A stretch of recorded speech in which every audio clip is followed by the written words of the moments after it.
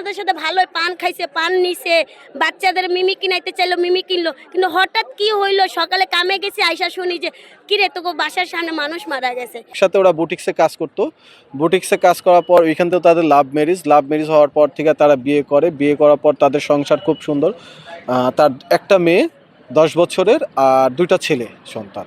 একটা হচ্ছে 4 বছর, একটা হচ্ছে 2.5 বছর। তো মেয়ে যে বড় যার 10 বছর, সে নিজের দাদির সাথেই বাসায় থাকে, দাদির সাথে ঘুমায়। আর ছোট 2জন বাপ মায়ের সাথেই থাকতো। কালকে রাত্রেও প্রতিবেশী মহল্লাবাসীদের সাথে বেশ ভালো আচার ব্যবহার কথাবার্তা বলেছে। ঘুমাতে গেল, সকালে নিল, বাচ্চাদেরকে নিয়ে পাইচারি করলো। মানে হঠাৎ কেন এরকম হলো কেউ বলতে পারতেছে না।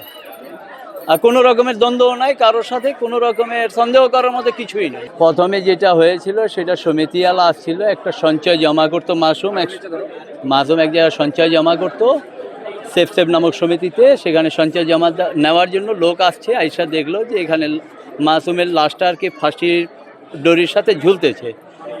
তখনই দেখে সে আত্মচিৎকার করলো। মহল্লার লোকজন বের হয়ে তার লাশটা দেখলো যে গা গরম আছে, কোনো ব্যবস্থা নেওয়া যায় কিনা। লাশটা বের করে এখানে রাখলো।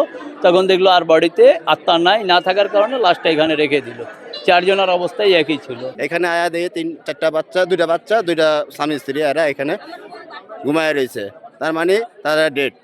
পরে পুলিশ টুলিশ আইলো, আওয়ার পরে এই তদন্ত করতেছে, এখন পর্যন্ত চলতেছে।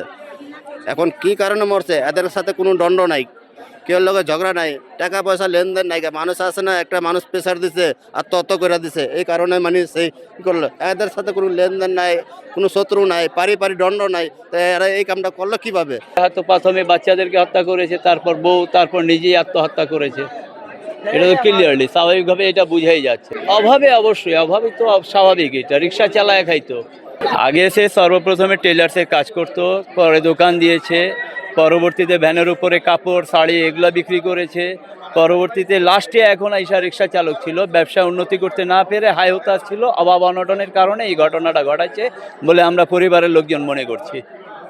কিন্তু কাউকে সে কিছু বলে নাই, তার অভাবের কথাটাও সে কাউকে বলে নাই। শুধু এইটুকু জানি যে 8টার সময় সে উঠেছে, ওয়াশরুমে গেল, বাচ্চা 2টাকে নিয়ে একটু পাইচারি করলো, তারপরে সে আবার এই ঘটনাটা ঘটায় দিল।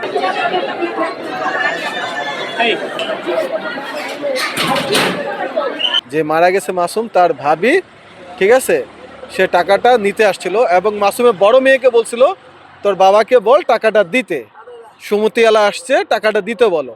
বড় মেয়ে যখন গেট খোলার পর দেখে তার বাবার ঝুলন্ত লাশ, মা আর 2টা ছোট ভাই খাটের উপর ঘুমানো। সেই ক্ষেত্রে সে চিৎকার দিল। তার চাচিও এসে তাকে দেখার পর, সে চিৎকার দেওয়ার পর তার চাচি নিজ হাতে ওই গলায় যে রশি বাঁধা ছিল সে নিজ হাতে কাটছে। কাটার পর লাশটা নিজেই পড়ে গেছে। ছোট 2টা ছেলেকে না ডাক্তারের কাছে নিয়ে যাওয়া হয়েছিল। মানে ওই ডাক্তার বলতে গেলে কি, আশেপাশে যে ফার্মেসিগুলো আছে, তো তারা জানালেন যে এটা শেষ, এ আর নেই।